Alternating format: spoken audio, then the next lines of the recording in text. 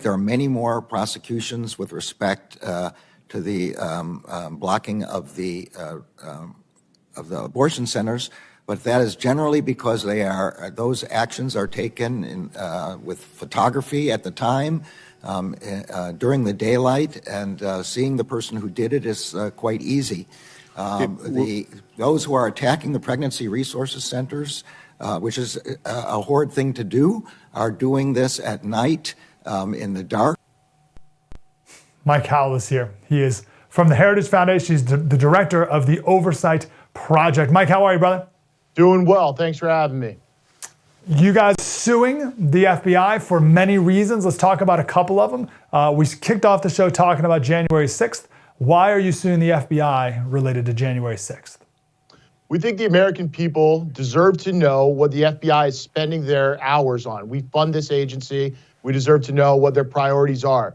What we have seen is an absolute surge of man hours towards January 6th prosecutions and investigations of nonviolent individuals, people who had been charged with trespass, alone. And that is during the midst of a massive crime wave, a violent crime wave that is happening across this country. Here in D.C., homicides, carjackings, rapes, assaults are through the roof. And meanwhile, we have down the street the nation's quote-unquote preeminent law enforcement agency, the FBI, who has focused their hours on going after trespassers for an event many years ago. It is completely unfathomable, and I want the hard data that shows the American people exactly how the FBI's hours are spent, because we have a say in how those hours should be spent. And I don't think they're being spent too well right now. That's interesting. So could the FBI come back, a little devil's advocate, and say, Mike, we can't release that information that could risk national security for people to know how we spend our time fighting crime? What do you say?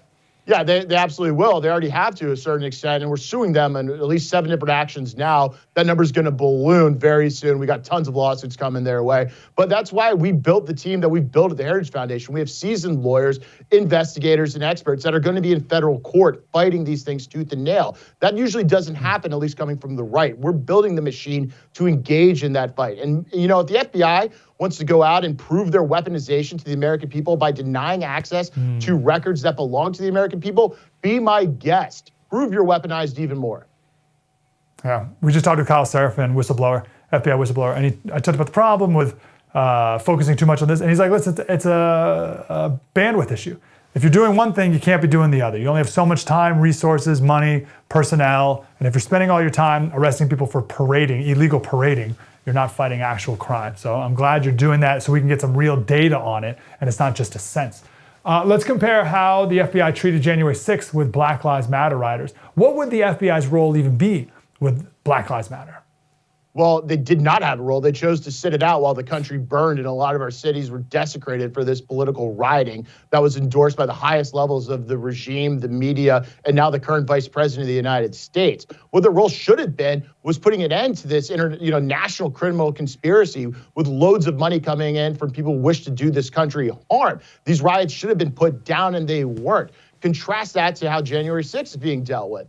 If you had an FBI agent that was in the January 6th protest, they would have been fired. On the other hand, you had FBI agents who kneeled in solidarity with the BLM rioters who were then promoted. They're called Kneel Team 6, colloquially, within the FBI. It's outrageous.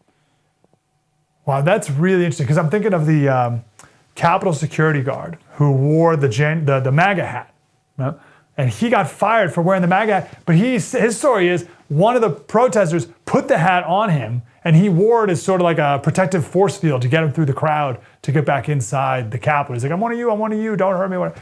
And he was fired just for wearing the hat that it's not like it wasn't like a part of the riot. But you saying these FBI agents were a part of what Black Lives Matter was doing. What did that look like? I don't remember that scene. They were out there embedded with the crowd in FBI insignia and gear. And instead of doing anything to stop the riots, instead they posed for photographs kneeling in solidarity with them. And the Capitol police officer you just mentioned, Tarek Johnson, he was punished exactly for the same thing on the other hand. In the midst of the January 6th events, he put on a MAGA hat because he thought that would help him gain entry to certain areas and diffuse the crowd, and he was fired. And by the way, the Oversight Project is sitting down with him and will be releasing a full-length interview of the events of that day and his perspective. And I think we're going to have a lot more to say on the events of that day. Talk to me generally about the FBI's role in blocking or hurting freedom of speech, freedom of religion, freedom of the press, going after and surveying Americans' social media posts. We talked to Kyle about this pre-crime mindset. What are you seeing out of the FBI generally versus where they should be? Right. So the FBI at its best, and it has been a very effective law enforcement, entity in this country, going back many decades, but it hasn't been that way for a while, is the FBI should be committed to investigating and preventing federal crime. They have shifted as the personnel and, the long march through the institutions of the radical left into the FBI. The FBI is made up of human beings, and human beings have political persuasions.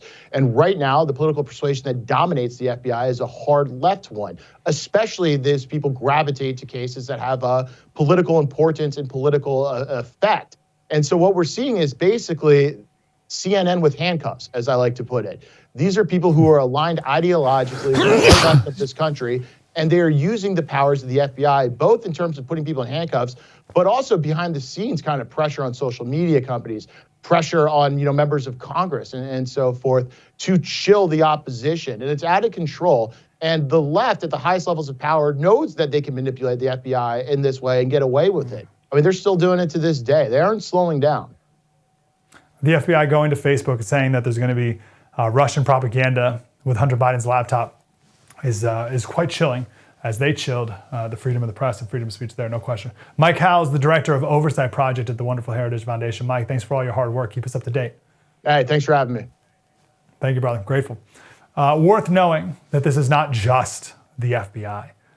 It's the march through the institutions, right? You think the communists marching through the institutions would be happy with just the FBI? I mean, the Homeland Security Department had their Ministry of Truth before that was finally shot down. Tucker Carlson the other day said that the NSA was able to get into his Signal text account.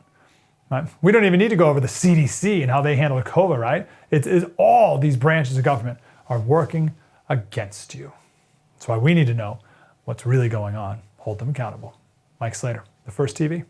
Hey, thanks for watching that clip about our special on the FBI. Forever, my thoughts on the FBI were like, I don't know, I guess they're okay.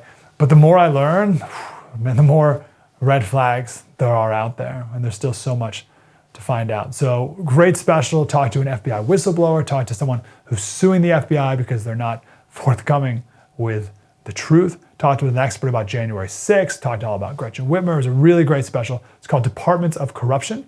You can download it, you can watch it on our app, the First TV app for free. Just download the First TV and you can watch it there or thefirstTV.com.